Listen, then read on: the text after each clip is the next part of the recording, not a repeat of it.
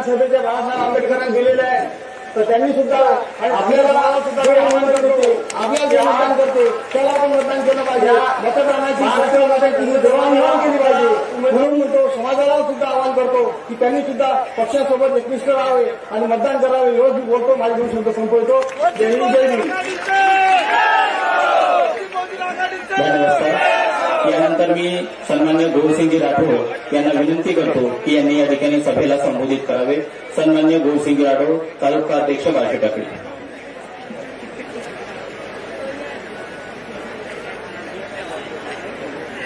महापुरुषांना मी नम्रवंदन करतो आणि आपले राष्ट्रीय अध्यक्ष बाळासाहेब, तसेच राज्य कार्यकारिणी आणि जिल्ह्याचे अध्यक्ष प्रमोद रेल्वे मिलिंदभाऊ इंगळे या मंचावर आले आणि मला आज दोन शब्द बोलण्यास संधी दिली.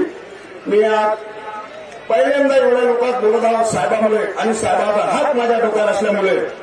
सर्वप्रथम या मुरचोड मतदारसंघातील लोकांना एक सांगितो, या महाराष्ट्रातला पहिला आमदार आहे जो माझा पोट भरलं आणि माझं घर भरलं. आता मला माझ्या कार्यकर्त्याचा विकास करायचा आहे असं सांगणारा पहिला आमदार आहे. सर्वप्रथम अशा आमदाराला कधी बोलू नका, या आमदाराला मतदान करू नका एवढं सांगतो. आणि आता नंतर अकोला पूर्वचे आमदार ज्ञानभाऊ सुरगाणे आणि मुक्तापूरचे आमदार आपले सुभद्राव वाघमारे यांना जास्तीत जास्त मतांना निवडून द्या. आणि आपल्याला एवढं सांगितो. आणि माझ्या बंजारा समाजाच्या वतीनं एक सांगतो, माझ्या बाष्टी तालुक्यामध्ये मागच्या वेळेस जे घडलं 1910 मतांचा पराजय झाला. आता मी साहेबासमोर गवाही देतो, साहेब यावेळेस 1910 मताचा पराजय नाही, 19,000 मतांना सीट निवडून येणार ही बंजाराची गवाही देतो. आणि संपूर्ण महाराष्ट्रातील लोकांना, जिल्ह्यातील आणि मुक्त मतदारसंघाला सांगिततो, आपण यावेळेस येणारा 20 तारखेला मुरचोड मतदारसंघ आणि अकोला पूर्व या मतदारसंघातील लोकांना, मी माझ्या बंजारा समाजाच्या लोकांना आणि पूर्ण मतदार लोकांना हात जोडून विनंती करतो, आपण वंचित बहुजन आघाडी आणि आपली निशाणी गॅस सिलेंडर या उमेदवाराला आपलं अनमोल मत देऊन आणि भरघोस मताने विजय करा. एवढं बोलतो मी थांबतो. जय भीम, जय शिवराय, जय ज्योती. धन्यवाद सर. यानंतर या सभेला संबोधित करण्याकरिता मी माननीय संगीताताई अढाऊ यांना विनंती करतो की त्यांनी या सभेला या ठिकाणी संबोधित करावं. सर्व परिवर्तनवादी विचाराच्या महामानवांना विनम्र अभिवादन करते आणि आपल्या या सभेला उपस्थित असलेले आपले सर्वांचे हृदय सम्राट आदरणीय बाळासाहेब आंबेडकर आणि संपूर्ण विचारमंच, तसेच जे उमेदवार आहेत मूर्तिजापूर मतदारसंघाचे, असे सुभद्राव वाघमारे, तसेच अकोला पूर्वचे आमदार जे उमेदवार आहेत आदरणीय ज्ञानेश्वर सुलताने आणि संपूर्ण विचारमंच, तसेच उपस्थित आपले सगळे वंचितचे कार्यकर्ते, बंधू आणि भगिनींनो, आपल्या सर्वांना माहीत आहे आज देशात काय चाललंय, आपल्या राज्यात काय चाललं आहे. आपल्या सर्वांना माहीत आहे आपले जे सुशिक्षित बेरोजगार मुलं आहेत त्यांना गेल्या 15 वर्षापासून तसा व्यसना जनतेकडे हे राज्य घेऊन चाललेलं आहे आणि सरकार घेऊन चाललेलं आहे, हा देश घेऊन चाललेला आहे. याचा आम्हाला तरी आम्ही हे आमच्या सुशिक्षित बेरोजगारांवर होणाऱ्या ज्यांच्यावर जे आज पाळी आलेली आहे व्यसना जनतेकडे जाण्याची, तरी आम्ही आमच्या आंधळ्या डोळ्यांनी पाहत बसतो आहे. आम्ही आवाज उठवत नाही आहे. आज आरक्षणाची लढाई असेल, आज बेरोजगारांची लढाई असेल. बंधूंनो, तुम्हाला माहित आहे जेव्हा आज आरक्षण केलं, आरक्षणाचा मुद्दा आला त्यावेळेस हे महाविकास आघाडीचं शासन होतं, त्यावेळेस हे बीजेपीचं शासन होतं, परंतु कोणीही आवाज उठवला नाही. सध्या बाळासाहेब आंबेडकर एकमेव वंचितांचे नेते आहेत जे आजही त्यांची तब्येत बरी नसताना सुद्धा आपल्यासाठी आवाज उठवत आहेत. बंधूंनो, ओबीसी बांधवांना जागे होण्याची गरज आहे. आज तुम्ही जर जागे झाले नाही तर तुम्ही संपूर्ण तुमच्या आहात देशात आपली परिस्थिती काय होईल, आपल्या येणाऱ्या युवा पिढीची परिस्थिती काय होईल. आज आपल्या बेरोजगारांपुढे प्रश्न उभा आहे. जर हे शासन आमच्या मुलांना शासकीय शाळेत रुजू करून घेत नाही तर असं शासन आमच्यासाठी काय कामाचं. अशा शासनाचा आम्ही निषेध करायला पाहिजे. जे शासन आमच्या मुलांना नोकरी देऊ शकत नाही, आमच्या मुलांना व्यापार देऊ शकत नाही, धंदा देऊ शकत नाही, त्यांच्यासाठी काही काम धंदा उद्योग करू शकत नाही, तर अशा शासनाचा आम्हाला काय उपयोग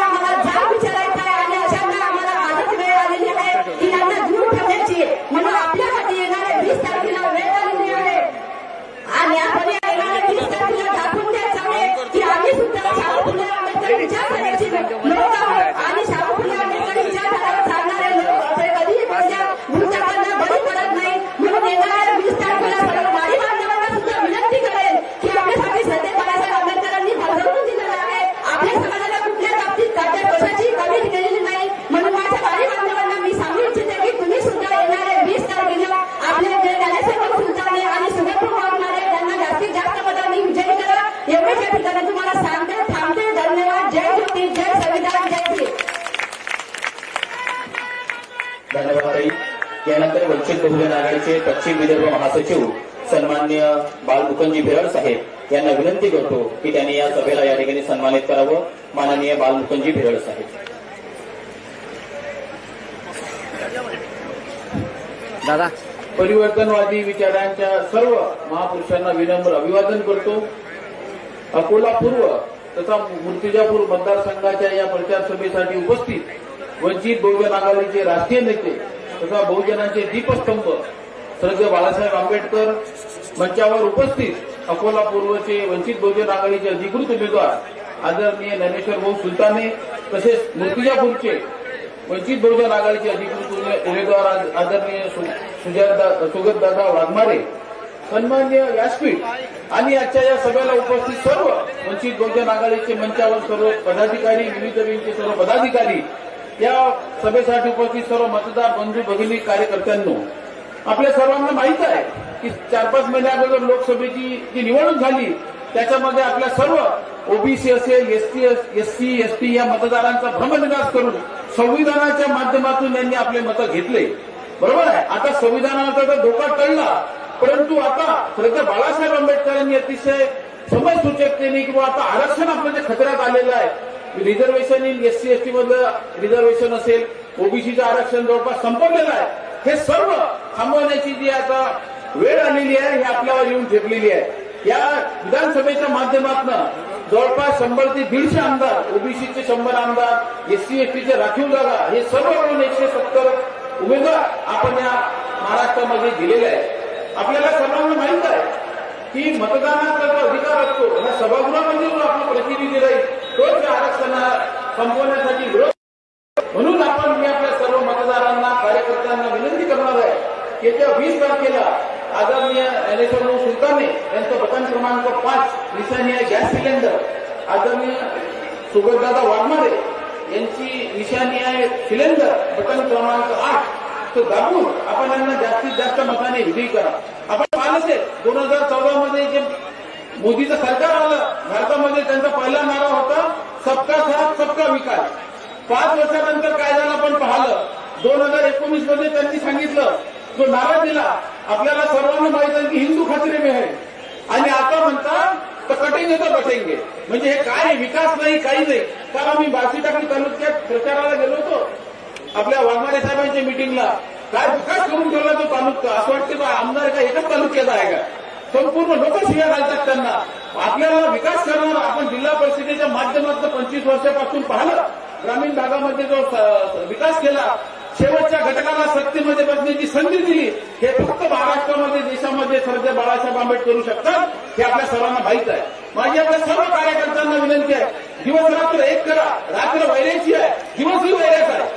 अगोदर रात्र होती, आता दिवसही वैराचा आहे. म्हणून जास्तीत जास्त कोणाचे अफवांना बळी न पडता जास्तीत जास्त मतदान येत्या 20 तारखेला करून घ्या आणि या विधानसभेमध्ये, या महाराष्ट्रामध्ये आपण दाखवून द्या वंचित बहुजन आघाडीची ताकद काय आहे. मित्रांनो, आपला पराभव झाला, बाळासाहेब आंबेडकरांचा सर्वांच्या जिव्हारी लागला, परंतु या निवडणुकीमध्ये 35 ते 40 आमदार जर आपले निवडून आले तर सध्या बाळासाहेब आंबेडकर राज्यसभेत आपण त्यांना पाठवू.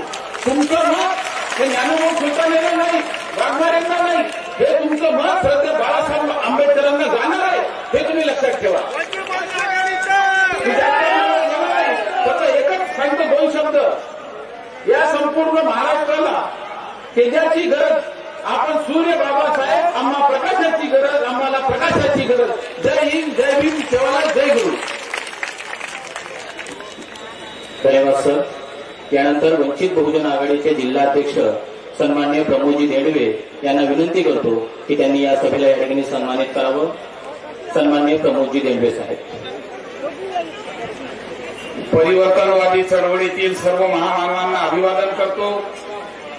वंचितांचे हृदय सम्राट अॅडव्होकेट श्रद्धेय बाळासाहेब आंबेडकर मंचावर उपस्थित असलेले मूर्तिजापूर मतदारसंघाचे अधिकृत उमेदवार डॉक्टर सुगतजी वाघमारे, अकोला पूर्वचे अधिकृत उमेदवार ज्ञानेश्वरजी सुलताने व मंचावर उपस्थित असलेले सर्व मान्यवर, आज या निवडणुकीच्या प्रचाराच्या निमित्तानं आज या ठिकाणी या सभेचं आयोजन केलं. मी तुम्हाला या ठिकाणी एवढंच सांगतो की येणारा काळ हा आपल्यासाठी घातक आहे. आरक्षण वाचलं, पण महत्वाचं असं आहे की ज्या पद्धतीनं क्रिमिलेअर लावण्याचा प्रयत्न या सरकारनं केला आणि आपल्याला आरक्षणापासून बाधित ठेवण्याचं काम या सरकारनं केलं, अशा सरकारला नेस्तनाबूत करण्याचं काम आपल्याला येत्या 20 तारखेला करायचं. या राज्यातला शेतकरी असेल, शेतमजूर असेल, तो सुद्धा संपुष्टात आणण्याचं काम या सरकारनं केलं. सोयाबीनला भाव 3,500 ते 4,000, तेल 150 रुपये किलो. ही कोणती पद्धत आहे? म्हणून आज आपला वंचित बहुजन आघाडीचं वचननामा, अरे तुम्ही तरी 1,500 रुपये महिना देता. वंचित बहुजन आघाडी सत्तेत आली तर आम्ही महिलांना 3,500 रुपये महिना देतो. शेतकऱ्यांचं अन्नधान्य हमीभावाने खरेदी करू आणि हमीभावाने खरेदी करत नसतील तर त्यांच्यावर कारवाई सुद्धा करण्याचं काम वंचित बहुजन आघाडी करते. तरुणांना, बेरोजगार युवकांनाही सुद्धा संधी देण्याचं काम वंचित बहुजन आघाडी करणार आहे. उद्योगधंदे उभारण्याचं काम वंचित बहुजन आघाडी करणार आहे. आणि साक्षात मूर्तिजापूरचा आमदार उद्योजक ज्यांचं स्वतः उद्योग उभं करून या मूर्तिजापूर मतदारसंघाचा विकास करायचा. आणि या आमदारांना, ज्या मागच्या आमदारांना काय म्हटलं की मी 15 वर्ष माझं घर भरलं, आता तरी मला निवडून द्या, मी 5 वर्ष तुमची सेवा करेन. म्हणजे 15 वर्ष यानं बेईमानी तुमच्याशी केली. अशा बेईमानाला घरी बसवा, एवढंच मी तुम्हाला या ठिकाणी आवाहन करतो. आणि डॉक्टर सुगत वाघमारे आणि ज्ञानेश्वर भाऊ सुलताने यांच्या सिलेंडर निशाणी समोरील बटन दाबून येणाऱ्या 20 तारखेला त्यांना प्रचंड बहुमतांनी विजयी करा, एवढंच आवाहन करतो. सर्वांना मानसन्मानाचा क्रांतिकारी जय हिंद. धन्यवाद साहेब. यानंतर पूज्य भगवंत राजज्योतिजी यांना विनंती करतो की त्यांनी आम्हाला मार्गदर्शन करावं. पूज्य भगवंत राजज्योतिजी.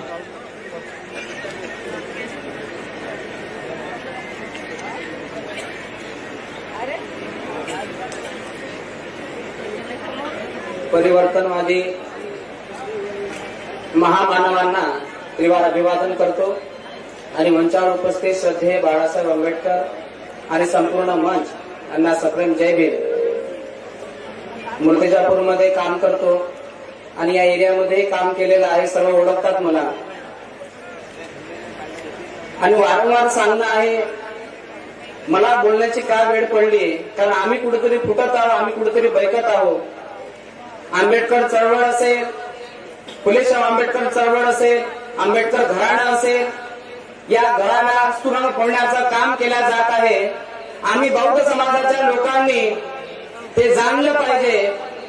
जेव्हा आम्ही त्या एरियामध्ये फिरतो, आमचे लोक बोलताना दिसतात तर खूप वाईट वाटते की आम्ही आमच्या बाबाबद्दल बोलत आहोत, आम्ही आमच्या आंबेडकर घराण्याबद्दल बोलत आहोत. आम्हाला विचार पडला पाहिजे की आम्ही अयोग्यतेचं भाषण कशा पद्धतीनं करू शकतो.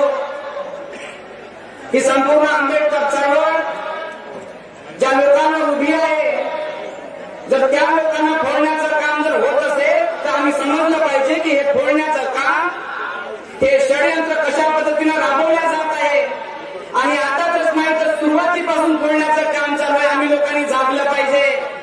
सुरुवातीपासून बाबासाहेबांना रोखण्याचं काम, बाबासाहेबांना मागे आणण्याचं काम, तेव्हापासून तर आजपर्यंत देखील मला विचार पडते की एखादा आमदारकीचा निवडून येतो बौद्ध नावावर, पण तरी देखील आंबेडकर चळवळीचा नेता समोर जाऊ दिला जात नाही.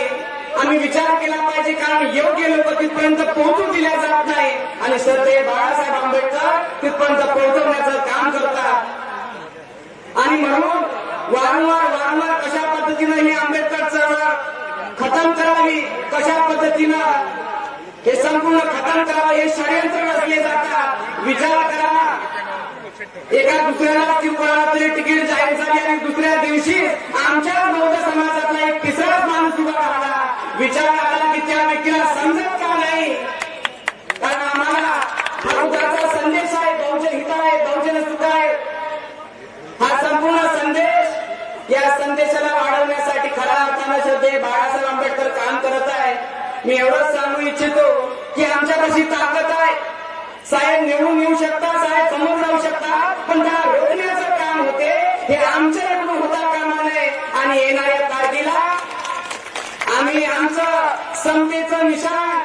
आमचं बंधुमतेचं निशाण, संविधान वाचवण्याचं निशाण वंचित बहुजन आघाडीच्या माध्यमातून गॅस सिलेंडर आहे, हे लक्षात घ्या. आणि सर्वात योग्य उमेदवार डॉक्टर सुगतजी वाघमारे आणि सुलताने साहेब हे आपल्याला दिलेले आहे. आम्ही कोणत्याही प्रकारची नाराजी नाही ठेवली पाहिजे. लक्षात घ्या, कालही आंबेडकर, आजही आंबेडकर आणि उद्या देखील आंबेडकर. आणि नाराजी नाही ठेवली पाहिजे. कारण जर बाबासाहेबांनी जे काम केलं असेल त्याच्यातही आम्ही लोक होतो. आज मला अभिमान वाटते की जर आजही बाबासाहेब असते तर आजही मी त्यांच्यासोबत काम केलं असतं. या बहुजन विचारवादी, या संपूर्ण महामानवाचे विचार लोकांपर्यंत पोहोचवण्यासाठी आणि लोकांच्या हितासाठी आणि सुखासाठी काम केलं असतं. भलेही आज बाबासाहेब नाही आहेत, पण तरी देखील आज बाबासाहेबांच्या रूपाने श्रद्धे बाबासाहेब आंबेडकर आम्हाला लागलेले आम्ही जाणलं पाहिजे. आणि भीमाच्या चरणी लक्षात घ्या, आम्ही जाणलं पाहिजे. आणि भीमाच्या चरणी नव्हे तर लक्षात घ्या, श्रद्धे बाळासाहेबांच्या चरणी लागलं पाहिजे. या आंबेडकर समाजाने आज जाणलं पाहिजे, लक्षात घेतलं पाहिजे, एवढं सांगू इच्छितो. आणि आम्ही वैयक्ता कामा नये, कारण लक्षात घ्या, आमच्यावर उपकार आहेत आंबेडकर घराण्याचे, आमच्यावर उपकार आहेत त्या माता रमाईचे, आमच्यावर उपकार आहेत चार मुलांचे. आम्ही उपकाराला जाणलं पाहिजे आणि भीमाच्या चरणी लागलं पाहिजे. सिलेंडर ही निशाणे निवडून द्या, हे सांगायची गरज नाही आहे, ते तुम्हाला जाणता आलं पाहिजे, तुमच्यात उदाहरण आलं पाहिजे. एवढं सांगतो. जय भीम, जय संविधान.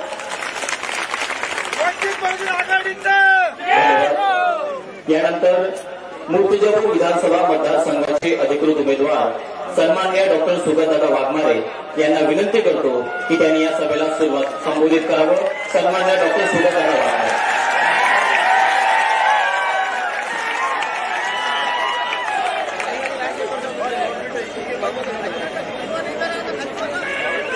परिवर्तनवादी विचारांच्या सर्व महापुरुषांना मी त्रिवार अभिवादन करतो.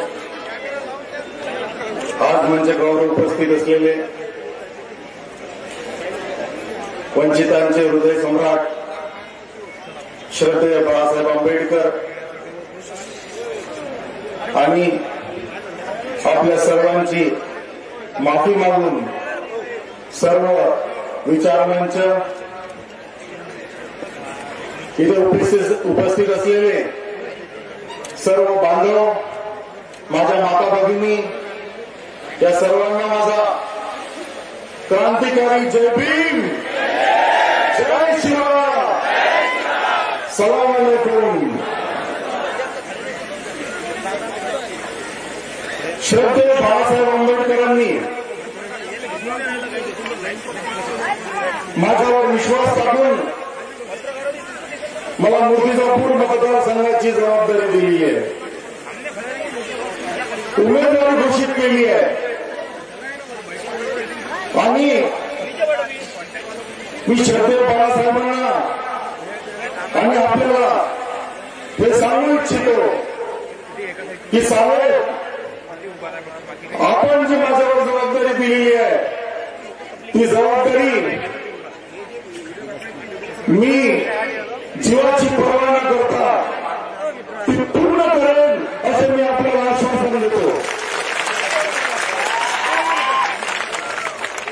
श्रद्धेय साहेबांनी मला उमेदवारी सांगितलं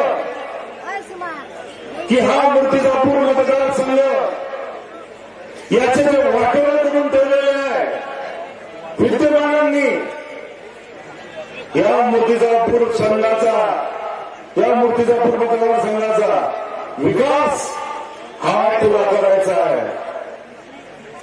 त्यांनी माझ्यावर विश्वास ठेवला. त्यांनी बघितलं की हा व्यक्ती आहे जो हा विकास करू शकतो आणि मग मला आशीर्वाद दिला.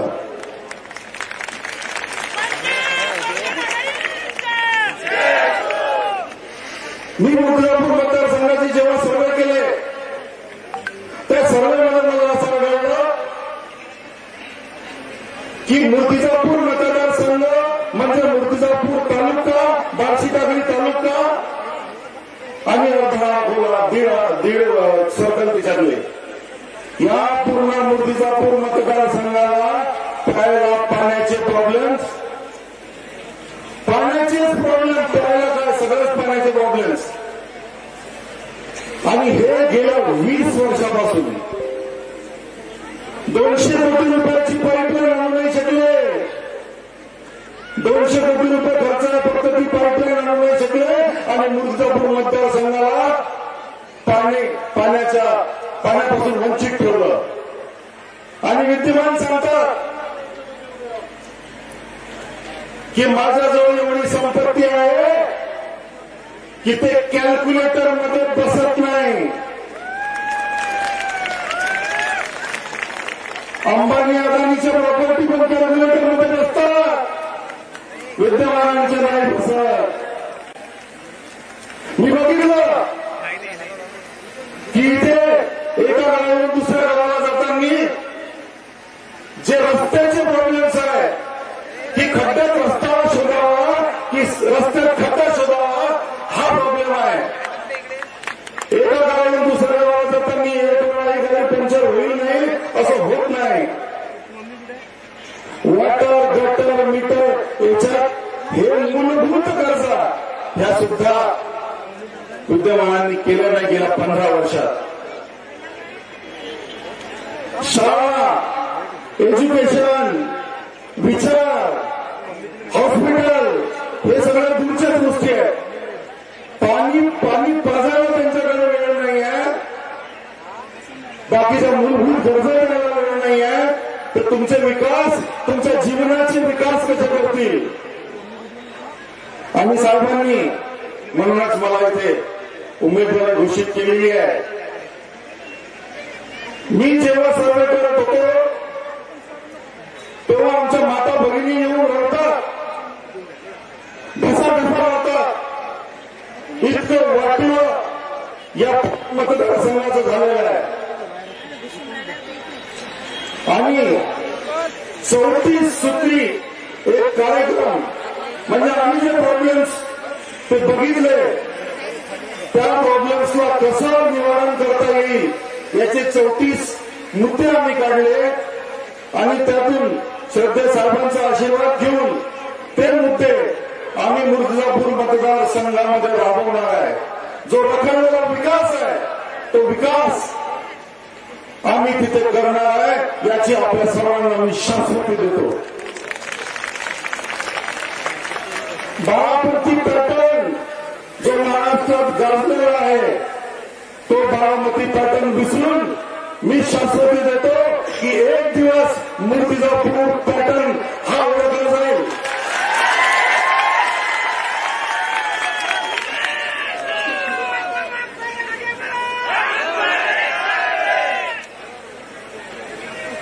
आपल्या सर्वांना श्रद्धेय साहेबांना ऐकायचं आहे.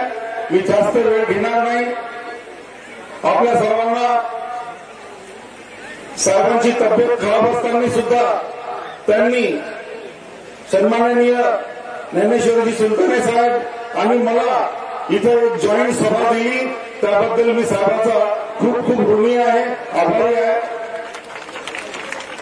आणि ज्ञानेश्वर सुलताने यांची अकोला पूर्व याची निशाणी आहे सिलेंडर आणि बटन नंबर आहे 5. आणि मी मूर्तिजापूर मतदारसंघाचा उमेदवार सुगत वाघमारे, माझी निशाणी आहे सिलेंडर आणि बटन नंबर आहे 8. आपण सर्वांनी 8 नंबरचं बटन दाबून मला आणि 5 नंबरचं अकोला पूर्वमध्ये बटन दाबून ज्ञानेश्वरांना प्रचंड बहुमताने विजय करावा आणि वंचित बहुजन आघाडीला विजय करावा असं आपल्या सर्वांना मी विनंती करतो. वंचित बहुजन आघाडीचा, वंचित बहुजन आघाडीचा, वंचित बहुजन आघाडीचा. छत्रपती बाळासाहेब आंबेडकर तुम्हाला जय भीम, जय शिवराय, खुदा हाफिज. धन्यवाद साहेब. यानंतर या सभेला संबोधित करण्याकरिता अकोला पूर्व विधानसभा मतदारसंघाचे अधिकृत उमेदवार सन्माननीय ज्ञानेश्वरजी सुलताने साहेब यांना या ठिकाणी विनंती करतो. जोरदार टाळ्याच्या गजरामध्ये या ठिकाणी आमंत्रित करतो माननीय ज्ञानेश्वरजी सुलताने साहेब.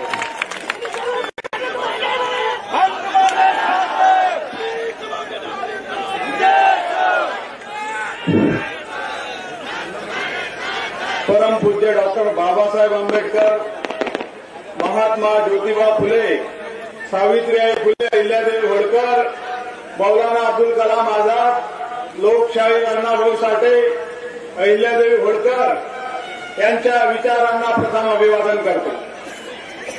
आजच्या मूर्तिजापूर विधानसभा मतदारसंघाचे अधिकृत उमेदवार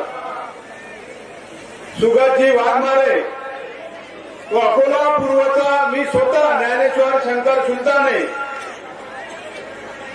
आमच्या दोघांच्या प्रचारार्थ श्रद्धेय साहेबांच्या उपस्थितीत प्रचार सभेला सर्व मंच आणि माझ्या मतदार बंधू आणि भगिनींनो, माझ्या मायबापांनो,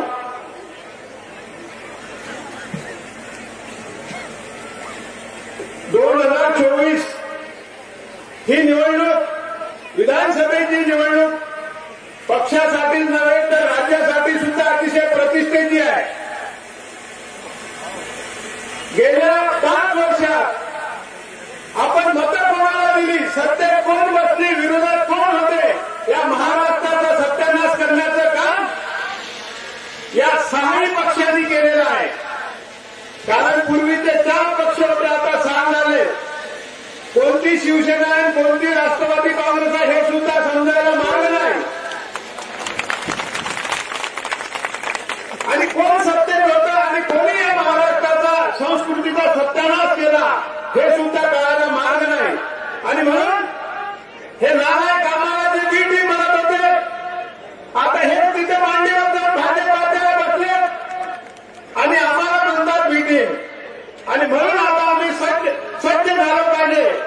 2024ला जर आपण आपले आमदार निवडून आणले नाही तर उद्याच्या सत्ता राजकारणात ओबीसीचं आरक्षण, एससी एसटीच्या आरक्षणाला धोका लागल्याशिवाय राहणार नाही. सध्याच्या घडीला काँग्रेसच्या माध्यमातून ओबीसीचं आरक्षण स्थानिक स्वराज्य संस्थेतनं गमावलेलं आहे. पुढच्या काळात जर आपण सत्तेत ओबीसी, एसटी, एसटीचे आमदार घेऊन गेले नाही तर शिक्षणातलं आणि नोकऱ्यांना सुद्धा आरक्षण ओबीसीचं गेल्याशिवाय राहणार नाही बंधूंनो. आणि म्हणून आपण आता सजग झालं पाहिजे. येणारा काळ हा आपल्यासाठी प्रतिष्ठेचा आहे. आणि आपण जर आता ही शेवटची लढाई म्हणून जर लढलं नाही, आपण जर चुकीचे पावलं टाकली तर आपल्याला ते परिणाम भोगावे लागतील. ज्या बाळासाहेब आंबेडकरांनी आपलं आयुष्य 44 वर्ष आयुष्यातली तुमच्या आमच्यासाठी गमावली. बाळासाहेब आंबेडकरांना जर 44 वर्षापूर्वीच सत्तेत जर बसायचं असतं तर तुमची आमची गरज नसती. परंतु बाळासाहेब आंबेडकरांनी ठरवलं की या 25 समूहाला शोषित पीडितांना जर न्याय द्यायचा असेल तर माझ्या आबांनी हे सर्व केलं. आरक्षणाचे सर्व काही आम्हाला दिलं. आणि तोच विचार घेऊन बाळासाहेब आंबेडकरांनी ही पुढची लढत बाबासाहेब आंबेडकरांची घेऊन या 44 वर्ष झाले बंधू आणि भगिनींनो. सतत बाळासाहेब आंबेडकर तुमच्या आमच्यासाठी लढत असतात. आजही देशात एकमेव माणूस आहे एवढ्या ऑपरेशन मधून आल्यानंतर 5व्या दिवशी तुमच्या आमच्यासाठी रस्त्यावर आले. काही गरज नसती नाही तर. कारण आम्हाला माहित आहे एन्जिओप्लास्टी झाल्यावर काय त्रास होतो. परंतु बाळासाहेब आंबेडकरांना माहित आहे ही आपली शेवटची लढाई आहे. आणि हे लढाई 2024ची जर आपण जिंकलो तर पुढचे 25 वर्ष फुलेशाह आंबेडकर विचार या महाराष्ट्रामध्ये अधिक ताकदवर झाल्याशिवाय राहणार नाही. आणि तुम्हाला आम्हाला शोषित पीडितांना सत्तेत बसण्यासाठी अधिक मार्ग मोकळा होईल. तुम्ही मागच्या लोकसभेमध्ये पाहिलं मराठा आणि ओबीसी, मराठवाड्यात तर एकामेकाच्या दुकानावर पण कोणी जात नाही. आणि महाराष्ट्रातलं वातावरण खराब करण्याचं काम एका 8वा वर्ग शिकलेल्या माणसानं केलं. परंतु बाळासाहेब आंबेडकर या महाराष्ट्रात एकमेव नेते आहेत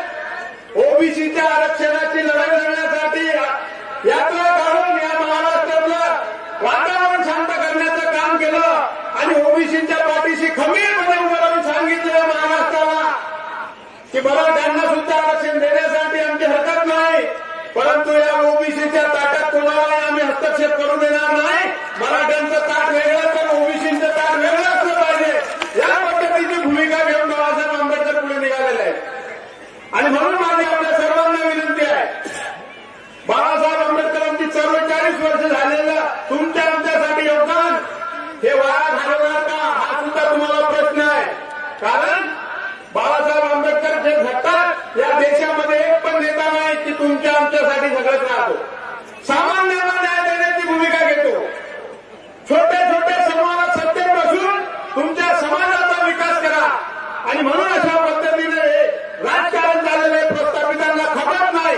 ज्ञानेश्वर सुलतानेसारखा सामान्य कुटुंबातला कार्यकर्ता विधानसभेचा उमेदवार होतो, हे काही सोपी गोष्ट नाही. कारण या विदर्भामध्ये 65 सीटमध्ये एकमेव धनगर समाजाचा जर कोणी उमेदवार असेल तर ज्ञानेश्वर सुलताने आणि तरी बाळासाहेब आंबेडकरांनी ते आंबेडकरांच्या आशीर्वादाने उभा आहे. आणि म्हणून माझी आपल्या सर्वांना विनंती आहे, ही लढाई महत्वाची आहे. काही लोक आपल्यातली नालायक झाली, ज्यांनी बाळासाहेब आंबेडकरांच्या भरोशावर सत्तेचे सर्व दालना खुली करून आपला पांगा शिवून घेतला आणि आता आपल्या चळवळीला कळवण्याचं काम करत आहेत. आपल्यातल्याच काही दलालांना ते हाताशी धरून आपलं वातावरण खराब करण्याचा प्रयत्न करत आहे. परंतु माझी नवयुवकांना विनंती आहे, आपण आता हा झेंडा हातात घेऊन या दलालांना जागा दाखवली पाहिजे. कारण ही लढाई आपल्यासाठी गरजेची आहे, महत्वाची आहे आणि सत्तेचे दालन खुली करून देण्याची आहे. आणि म्हणून माझी विनंती आहे, आमच्या अकोला पूर्वतला सत्ताधारी आमदार म्हणतो की विकास केला, अकोला पर्व उठास पर्व 10-10 वर्षे एका अकोला रस्त्याला लागतात. 4 कोटीचा पूल एका महिन्यात खतम होतो आणि अशा पद्धतीच्या वातावरणात तो सांगतो की अकोला पूर्व विकासाचा पर्व आहे. बंधूंना अतिशय वाईट परिस्थिती आहे. अकोला शहरामध्ये जो जुलमी टॅक्स लावला तो देशात कुठेच नाही, ते अकोला महानगरपालिकेत आहे. आणि म्हणून माझी आपल्या सर्वांना विनंती आहे, मी सामान्य कार्यकर्ता म्हणून उभा आहे. 20 तारखेला होऊ घातलेल्या विधानसभेच्या निवडणुकीत माझी निशाणी आहे सिलेंडर आणि गॅस सिलेंडर समोरील बटन दाबून मला प्रचंड मतांनी विजय करून आपला आशीर्वाद द्यावा एवढीच विनंती करतो आणि इथे थांबतो. धन्यवाद. जय भीम.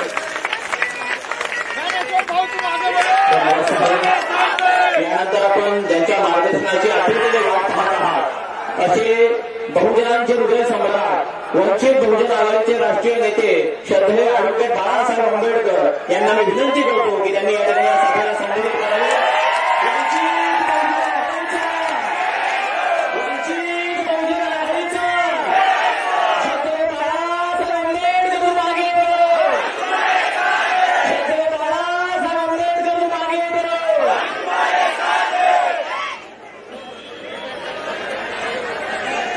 बोलण्या अगोदर ज्यांना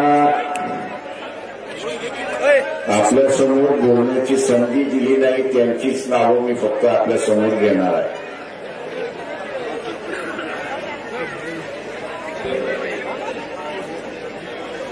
ज्यांना बोलण्याची संधी मिळालेली आहे त्यांची नावं मी अजिबात घेणार नाही.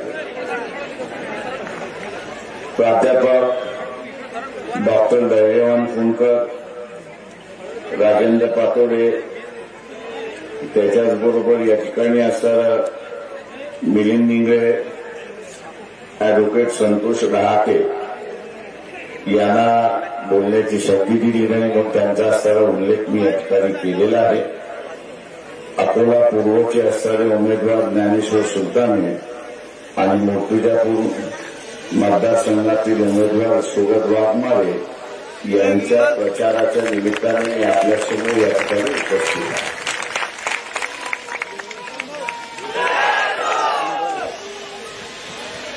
मी तो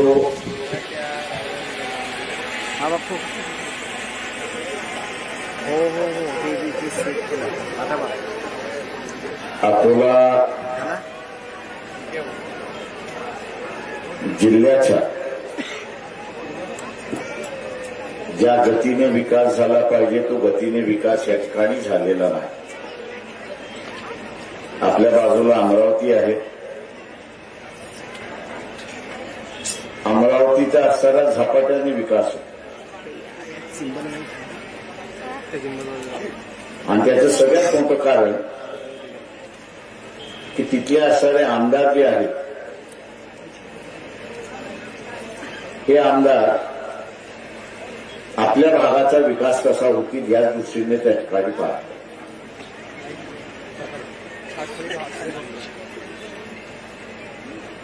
मूर्तिजापूरमधले आमदार असतील किंवा असणारा पूर्वामधले आमदार असतील, या भागातल्या किती प्रश्नावरती विधानसभेमध्ये प्रश्न विचारले हा एक संशोधनाचा भाग आहे असं मी त्या ठिकाणी मानतो.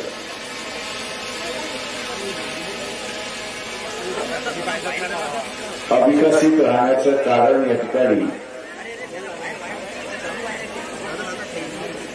एकच आहे असं मी त्या ठिकाणी मानतो. तो म्हणजे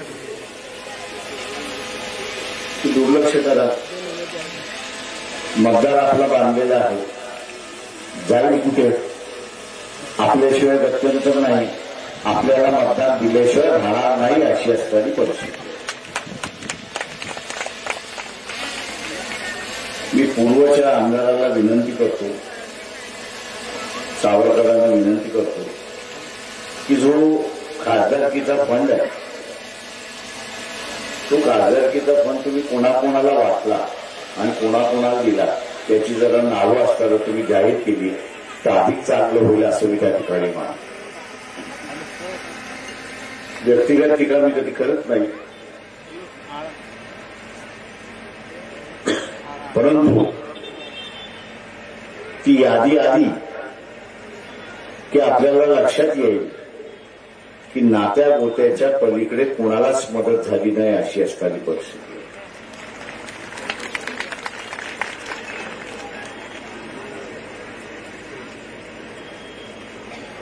आम्ही असं म्हणून की थोडंफार आम्ही सरकारला फसवलं.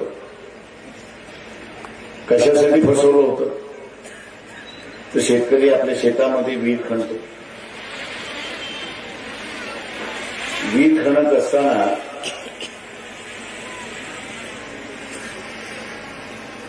मातीचं परीक्षण, पश्चिम महाराष्ट्रातल्या मातीचं परीक्षण वेगळं आहे आणि विदर्भातल्या मातीचं परीक्षण वेगळं आहे. विदर्भातल्या मातीचं परीक्षण असं आहे की आपण 7 फूट 80 फूट खाली जरी गेलो तरी दगड लागत नाही अशी असणारी परिस्थिती. पण पश्चिम महाराष्ट्रामध्ये 10 फूट गेला 15 फूट गेला तर दगड लागतो अशी असणारी परिस्थिती आहे. आणि मग थोडंफार आम्ही असताना शासनाला फसवलं होतं. त्या समितीमध्ये मी पण होतो आणि विहिरीला जे पैसे येतात शेतकऱ्याला त्याचे ते 15-20 हजार रुपये शेतकरी सहज आपल्याकडे जमा करतात.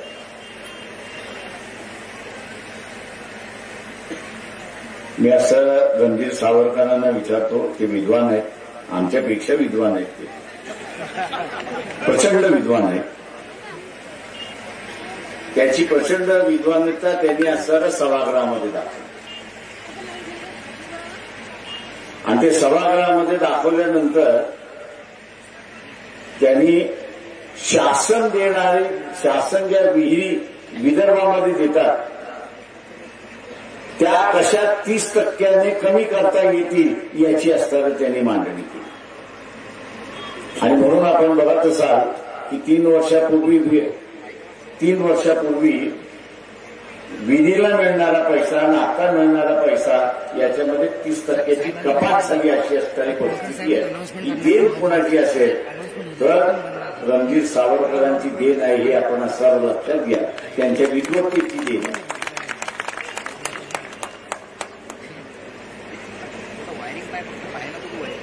ते शेतकऱ्याला 2-4 रुपये जास्ती मिळत होते, काय करत होते? नाहीतरी कॉन्ट्रॅक्टर चोरत होता, आमदार चोरत होता, खासदार चोरत होता, अशी परिस्थिती आहे. शेतकऱ्यांनी थोडे जास्ती घेतले तर काय फरक पडतो? परंतु शेतकऱ्यांचं नुकसान झालं एवढंच मी या ठिकाणी नमूद करणार.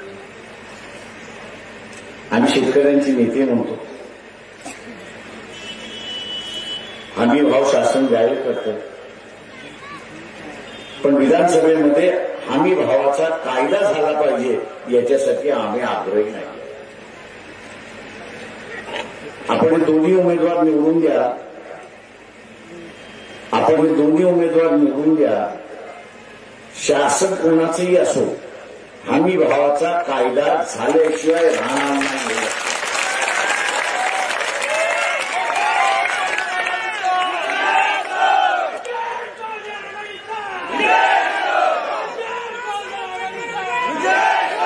आजही आपण असायला पाहिलं तर बाजारामध्ये 500 रुपये कमी भावाने कापूस विकत घेतला जातोय आणि 1,500 ते 2,000 प्रमाणे सोयाबीन स्वस्त विकत घेतला जातोय. हमी भावाचा कायदा असता आणि व्यापाऱ्याला तिथं दंडात्मक कारवाई असते की तू जर दिलेल्या भावापेक्षा कमी त्या ठिकाणी करणार असेल तर तुला 5 वर्षाची शिक्षा होणार आहे. कुठला व्यापारी कमी भावामध्ये विकत घेणार आहे, कोण जेलमध्ये जाणार कोणी. आणि म्हणून हा हमी भावाचा कायदा झाल्याशिवाय शेतकऱ्यांची परिस्थिती बदलणार नाही हे आपण असताना लक्षात. मित्रो, बोलण्यासारखं बरंच आहे. प्रचाराच्या दरम्यान असताना उमेदवार आपल्यापुढे त्या ठिकाणी मांडत राहतील.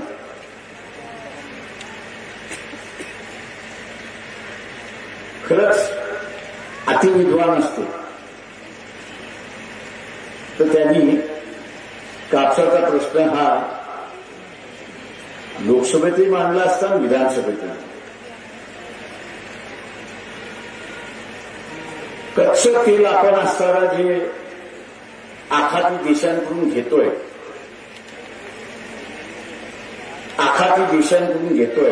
त्याचा असणारा बिल 1,85,000.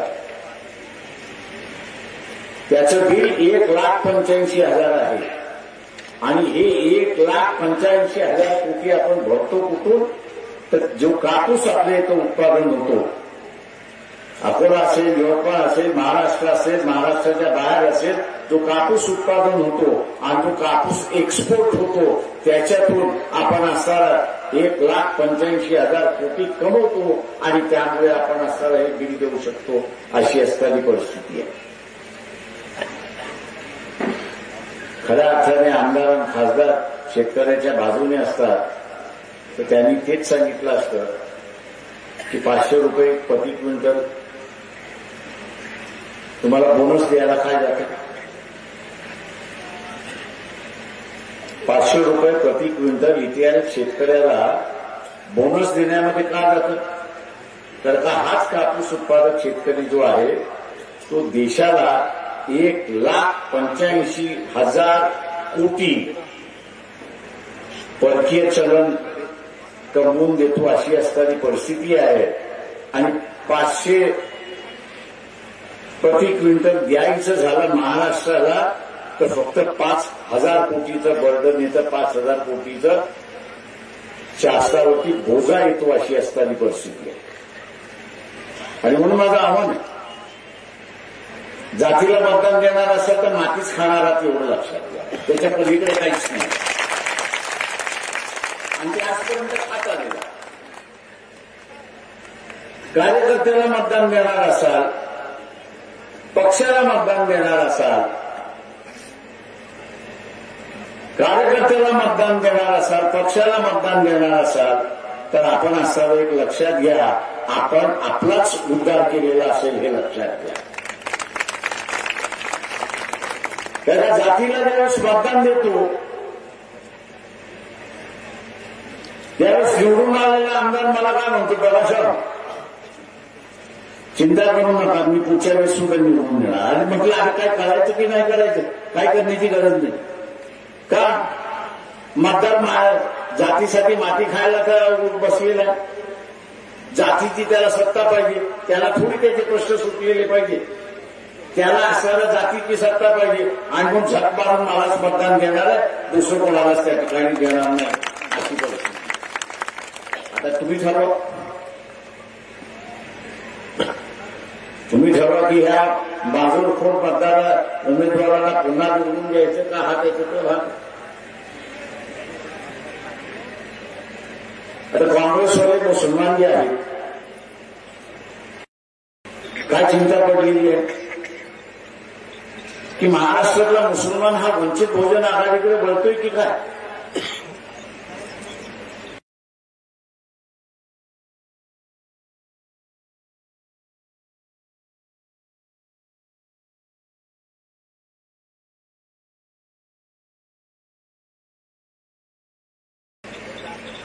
आणि म्हणून मी लातूरच्या असणाऱ्या जाहीर सभेमध्ये असं म्हणालो होतो की 32 मतदारसंघ असे महाराष्ट्रातले 32 मतदारसंघ असे आहेत की ज्या 32 मतदारसंघामध्ये एका बाजूला एकनाथ शिंदेचा उमेदवार आहे आणि दुसऱ्या बाजूला उद्धव ठाकरेंचा उमेदवार आहे. मग या दोन्ही आघाड्या, या दोन्ही आघाड्यांमधले उमेदवार एक एकनाथ शिंदे किंवा उद्धव ठाकरे असेच आमने सामने आहे आणि त्यांच्या समोर असणारा वंचित बहुजन आघाडीचा उमेदवार त्याला ती श्रद्धा असते. मुस्लिम समाजाला ह्याची जाणीव असेल की निपुण शर्मा नावाची महिला होती की जिने मोहम्मद पैगंबरांसंदर्भात अनाथ वक्तव्य केलं होतं आणि देशभर आवाज उठला. नुसता देशभर नाही, इराण सारख्या राज्याने सुद्धा आवाज उठवला, सौदी सारख्या राज्याने सुद्धा आवाज उठवला, इराक सारख्या राज्याने सुद्धा आवाज उठवला की शासन काहीतरी झालं. काही जण कोर्टात गेले, कोर्टाने हातबलता दाखवली आणि सांगितलं की कुठलाच कायदा नाहीये की त्याच्या कुठलाच कायदा नाहीये की जो आम्ही लावून यांच्या विरोधात कारवाई करू. त्या वंचित बहुजन आघाडी पुढे आली. कपिल पाटील नावाचे असणारे विधान परिषदेचे आमदार, त्यांच्या मार्फत मोहम्मद पैगंबरांचं बिल आम्ही असताना पेश करण्यात आलं, इंट्रोड्यूस करण्यात आलं आणि त्याच्यामध्ये प्रावधान करण्यात आलं की अल्लाह असेल, मोहम्मद पैगंबर असेल किंवा इतर कुठल्याही धर्मातले देव देवता असेल त्यांच्याबद्दल असताना कोणी वाईट केला तर त्याला 7 वर्षाची सजा दिली.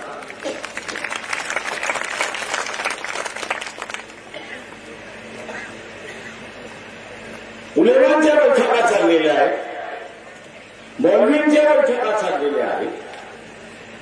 तर लातूरच्या असणाऱ्या सभेमध्ये मी असं म्हणालो की ह्या 32 जागा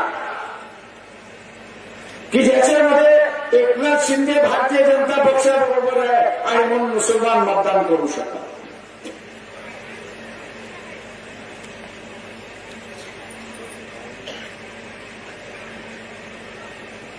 दुसऱ्या बाजूला उद्धव ठाकरे आहेत की दर सभेमध्ये सांगतात आहेत की बाबरी मस्जिद शहादत जे आहे ते आमच्या शिवसैनिकांनी त्या ठिकाणी केलं.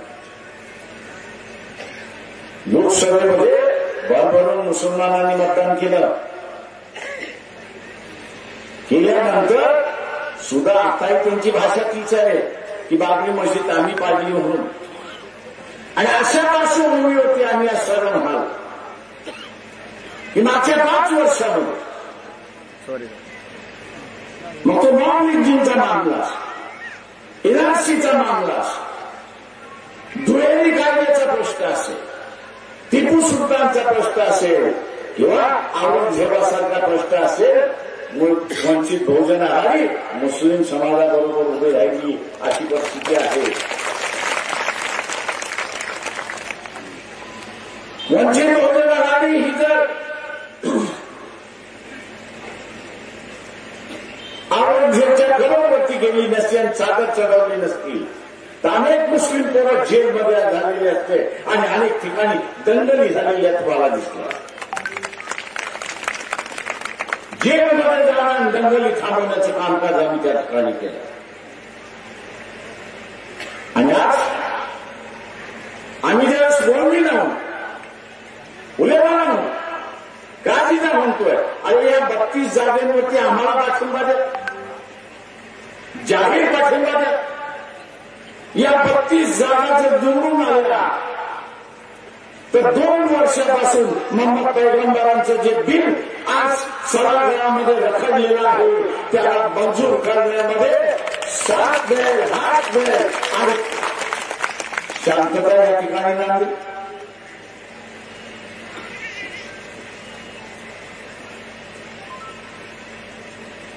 काँग्रेसच्या मुसलमानांच्या पायाखालची वाळू घसरायला लागली आणि म्हणून आमच्या उमेदवाराला शिव्या दिल्या, आमच्या बोलणीला शिव्या दिल्या, आमच्या काजीला शिव्या दिल्या. हा प्रचार सुरुवात केला. अरे जे काँग्रेसवाले कधीही त्या औरंगजेबच्या कबरच्या बाजूला उभे राहायला तयार नाही, टिपू सुलतानचं नाव घ्यायला तयार नाही, एनआरसीच्या विरोधात आवाज उठवायला तयार नाही, अशा काँग्रेसवाल्यांवरती तुम्ही विश्वास ठेवायला लागेल.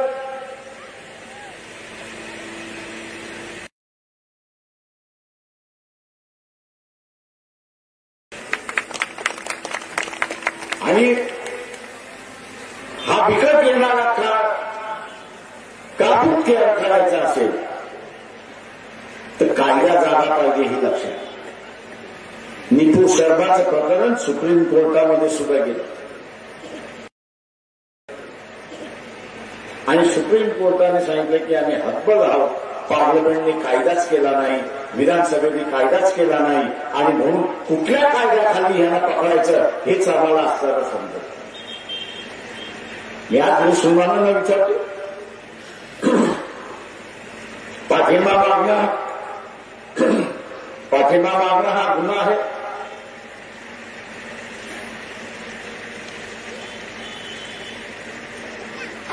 मोहम्मद पैगंबरांचं बिल मंजूर करण्यासाठी पाठिंबा मागणं हा गुन्हा आहे. तर आम्ही 100 वेळा हा गुन्हा करू आणि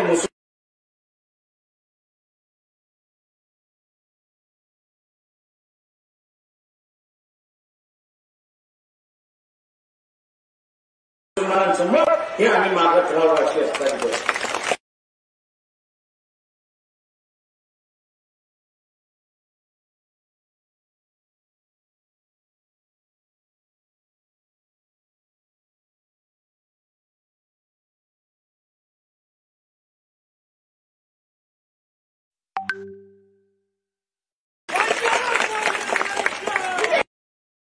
गरज आहे.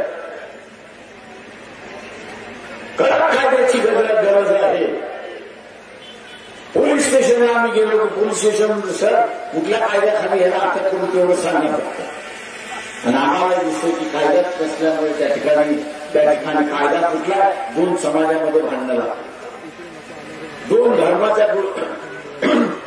धर्माच्या ग्रुपमध्ये भांडणं लागली तशी असताना परिस्थिती आहे आणि म्हणून हा जो कायदा आम्ही आणायला पाहतोय मोहम्मद पैगंबरांचा